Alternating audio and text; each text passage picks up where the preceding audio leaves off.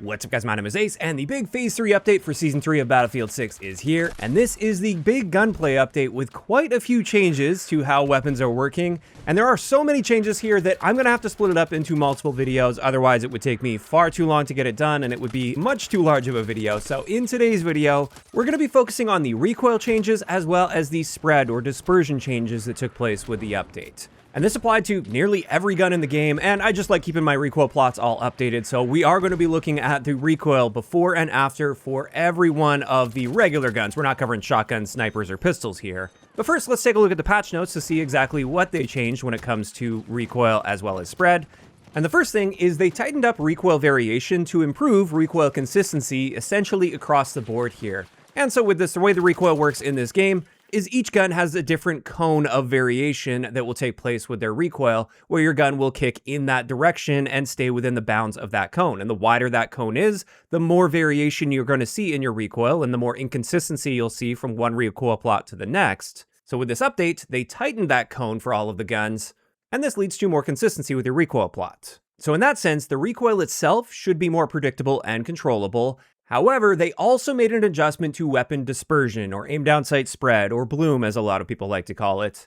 And with this, they mentioned weapons with higher damage output will now experience a more aggressive increase in dispersion as you continue firing, so that spread will increase more rapidly.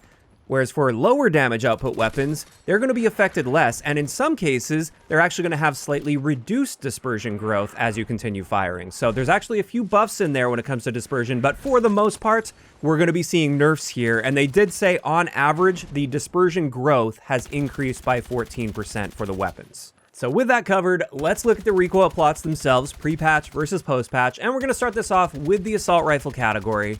And just to note, those percentage values that I'm displaying for each gun, that is the reduction to your recoil variation that we saw, since they did provide all those values in the patch notes, whereas we didn't get the exact values for each gun when it comes to dispersion changes, so you'll just have to kind of eyeball that for yourself. But you can see in most of these cases, if we're looking at how much spread we're experiencing, with most of the assault rifles, we're seeing more spread take place, not only toward the later parts of your magazine, like the upper parts of the recoil pattern, but in many of these cases, even very early on when you first start firing your gun, you're going to be seeing a lot more randomness there. Meaning that even if you're firing with really controlled short bursts of fire, with some of these guns, it's still going to be less accurate after this update than before the update, despite the fact that recoil variation has been improved. And a great example of this is the NVO228E, for instance. Pre-patch, you can see the first like 3, 4, 5 shots fired. That's basically pure recoil. There's almost no spread there at all, meaning that pre-patch, when firing with controlled bursts, you could be extremely accurate with that gun. Post-patch, not so much anymore. That dispersion starts much earlier on, meaning even though we saw a solid improvement to recoil variation, it's going to be harder to hit your target even with controlled bursts with the NVO228E. Additionally, with the high damage assault rifles like the VCR2 and the TR7, those became quite a bit less accurate when it comes to that dispersion. Although with the VCR2, it is nice to know that it's going to be at least a little more predictable as far as the recoil goes, because that gun was crazy. Sometimes it would kick hard left, other times it would kick hard right, and you never really knew. Whereas now it's more of that predictable, starts off to the right and then curves back to the left sort of recoil pattern with a ton of dispersion mixed in there. Also, interestingly, even though the AK-4D is considered a high damage assault rifle, it actually appears that there's less spread on this post-patch compared to pre-patch, and it's actually a little bit more accurate. So that is the opposite of what I would expect on that particular gun. And then also with the SOAR 5.56, this is another gun that I would say is a little bit more accurate post-patch compared to pre-patch, whereas for the rest, as far as I can tell, it's going to be harder to hit your targets now after this update compared to before the update. And in most cases, that's even with controlled burst firing. As for the carbine category, we do see some similar trends to what we saw with the assault rifle, although I will say the dispersion doesn't appear to be nearly as bad, or at least the increase to dispersion generally doesn't appear to be as bad as what we saw with most of the assault rifles. Yes, it's a little bit higher on many of these guns, like you can definitely notice it on the SG553R and the GRT-BC, for instance, and even the M4A1.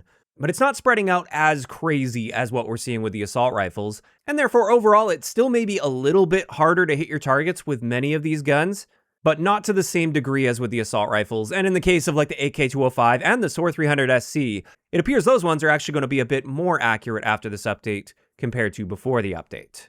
Now after that, when it comes to the SMG category, This seems to be quite a bit different than the carbines and assault rifles because, for the most part, I'm seeing better dispersion, I'm seeing less recoil variation, and it's quite noticeable here, and therefore, most of these SMGs are actually going to be more accurate and easier to control, even when firing full auto.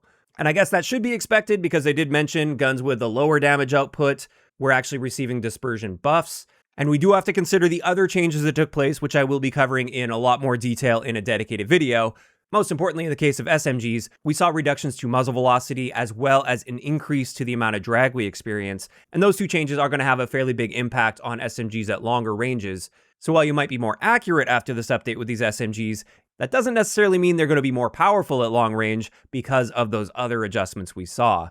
But generally speaking here, the SMGs are going to be, if anything, slightly more accurate after this update compared to before the update.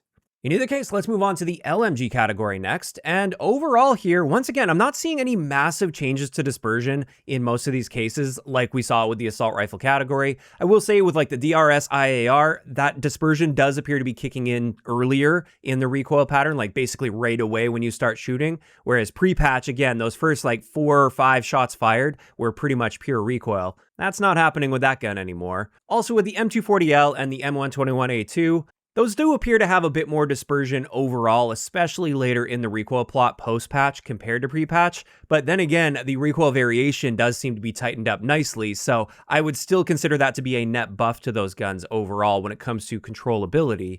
And therefore, this is another case where I would say generally with LMGs, with the big exception being the DRS IAR, I would say they're going to be more accurate and easier to control when you're factoring in not only the recoil variation, but also your spread.